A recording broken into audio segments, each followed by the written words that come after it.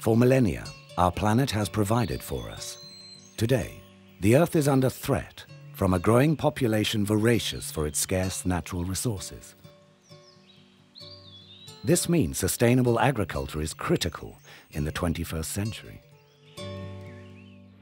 The Round Table on Sustainable Palm Oil is a voluntary initiative that is striving to make palm oil the world's most important edible oil, a sustainable crop. With 30% of the world's edible oil being palm oil, the efforts of the RSPO are very significant for the future. In November 2005, we adopted the principles and criteria. We followed up with 2 years of implementation trials. In the same period, we developed the certification framework. And early 2008, we had the first palm oil mills certified in Southeast Asia. Today, a growing quantity of the world's supply of palm oil has been certified to be sustainably produced. No mean feat for a multi-stakeholder industry initiative that is only 5 years old, and which started certification in the late 2008.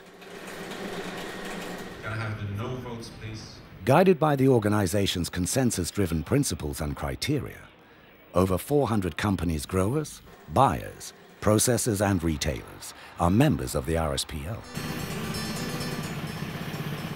They are working to ensure that their cultivation, production and consumption of palm oil is sustainable, according to standards that are globally valid.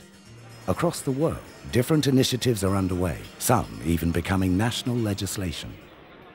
Last year, we began to promote sustainable palm oil in China. So we think we have a lot of work to do, and we need to cooperate in the government, our government, and on the prices.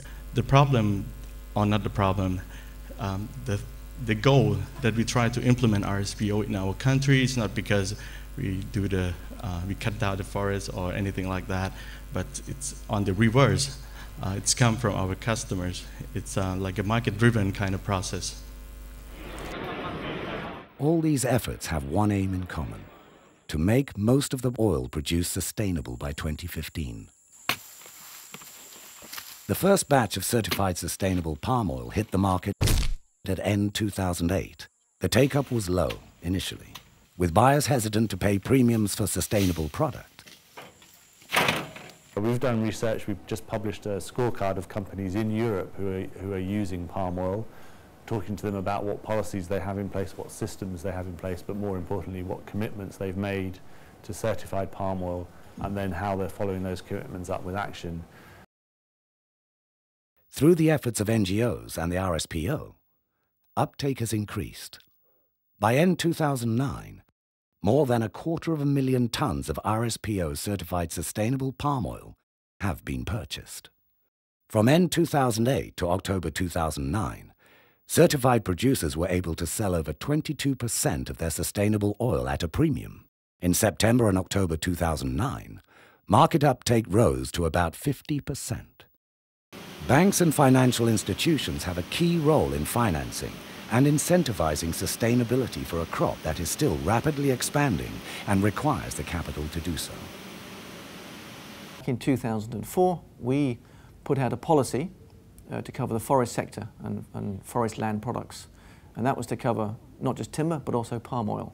And at that time, we could see that probably the best way to go to understand the issues of palm oil was to join the RSPO, which was a fledgling organisation, but at the time was the only organisation that was working at the time. Now, we would have considered joining others as they develop, but as of today, this remains the one and only serious organisation that's looking at palm oil sustainability.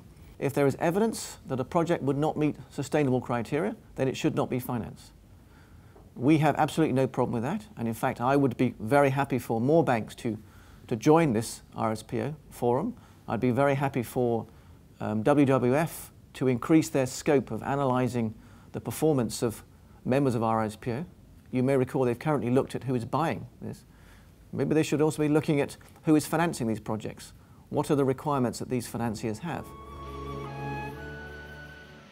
Thanks to the RSPO's efforts, palm oil is well on the way to becoming our planet's first sustainable agricultural commodity, a very real beacon of hope.